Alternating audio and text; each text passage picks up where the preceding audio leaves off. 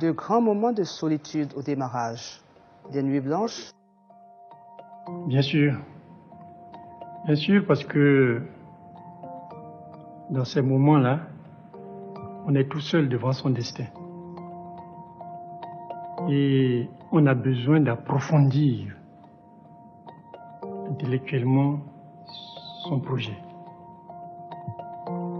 On a besoin de réfléchir longuement, d'abord bâtir une vision, bâtir une stratégie, et en même temps appréhender tous les contours, y compris les dangers éventuels, et essayer d'apporter les solutions. Et souvent, cela n'est pas facile. On passe des nuits blanches. Mais on est heureux quand ces nuits-là ont porté. Où trouve-t-on l'énergie pour y faire face? D'abord, il faut avoir la foi en son Dieu. Et je dirais, moi, ce qui est capital aussi, il faut avoir le soutien de sa famille. Ce sont ces deux éléments sur lesquels on doit se reposer pour aller de l'avant. Et croire à son projet. Croire au fait qu'on ne va plus revenir en arrière. On ne doit plus regarder derrière. On doit aller de l'avant. Des moments de doute aussi? Bien sûr, des moments où on a des problèmes de logistique, des problèmes de ressources humaines, des problèmes de marché, et qui fait que on a des doutes. On pense à quoi pendant ces moments-là? On pense au fait qu'on doit réussir et on fait tout pour réussir.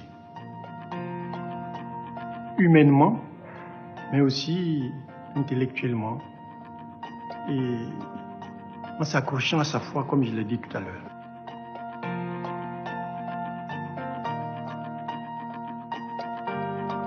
Comment prend-on le dessus?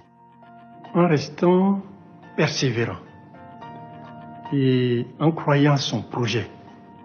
C'est très important, mais aussi en s'accrochant à sa foi. Notre meilleur allié? La famille. Qui est notre pire ennemi? Le découragement. Et le tour de table. Combien de personnes contactées ont répondu favorablement? À l'époque, c'était très difficile, donc il y a eu très peu. Aujourd'hui, les temps ont changé. Et quand on a un bon projet, on trouve toujours des partenaires. Une première victoire, la grosse affaire? Ah oui, dans mon cas, j'ai eu la chance de décrocher le premier contrat avec la CIE, presque 1 milliard, dès la première année. Des échecs? Des échecs, on en a eu aussi. Je pense à l'échec de notre, pas implantation, mais notre participation à une société au Niger, où nous avons été évincés sans indemnisation.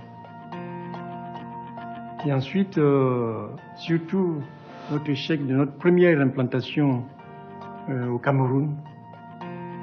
Mais nous sommes revenus.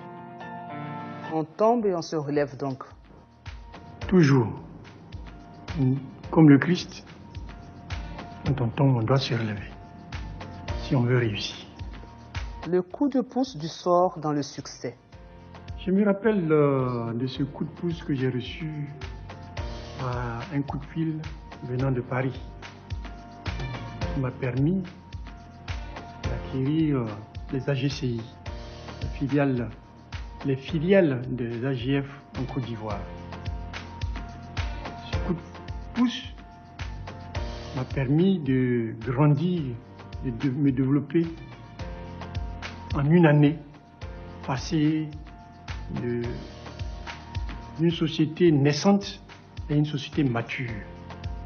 Ce que j'aurais dû mettre au moins 7 ans pour réaliser. Doit-on résister à ceux qui veulent entrer dans le capital? Aujourd'hui, je pense que il faut savoir avoir des partenaires. Si il se pointe des partenaires crédibles, capables de vous accompagner, mieux vaut avoir 50% de 1000 plutôt que 100% de 100. Et comme dit un adage célèbre, mieux vaut avoir 1% d'une affaire qui marche que 100% d'une affaire qui ne marche pas. Aujourd'hui, vous dormez mieux après 20 ans? Oui et non. À chaque situation, ses soucis, mais aussi ses joies et sa paix. Donc au début, on a des soucis qui ne sont pas les mêmes que ceux qu'on a aujourd'hui. Ce sont des soucis aujourd'hui de développement. Alors qu'au départ, c'était des soucis existentiels. Jamais de répit alors?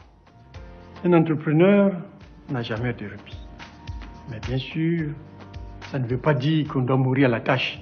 Il faut savoir allier le travail et la famille, par exemple, ou le reste. Le mot humilité vous fait penser à quoi? Quand on est ambitieux, on doit être humble. Quand on est ambitieux, on doit savoir être humble, surtout quand on est ambitieux, parce que sans cela, on ne va pas très loin. La famille et les affaires. On ne doit pas, à mon avis, sacrifier la famille aux affaires. Après tout, quand on réalise un projet, on crée une entreprise, c'est pour sa famille, c'est pour la pérennité de sa famille. Et les entreprises les plus pérennes dans le monde entier se reposent sur une famille solide, soudée, qui voit dans le même sens. Et les grandes fortunes de ce monde ont été bâties autour d'une famille.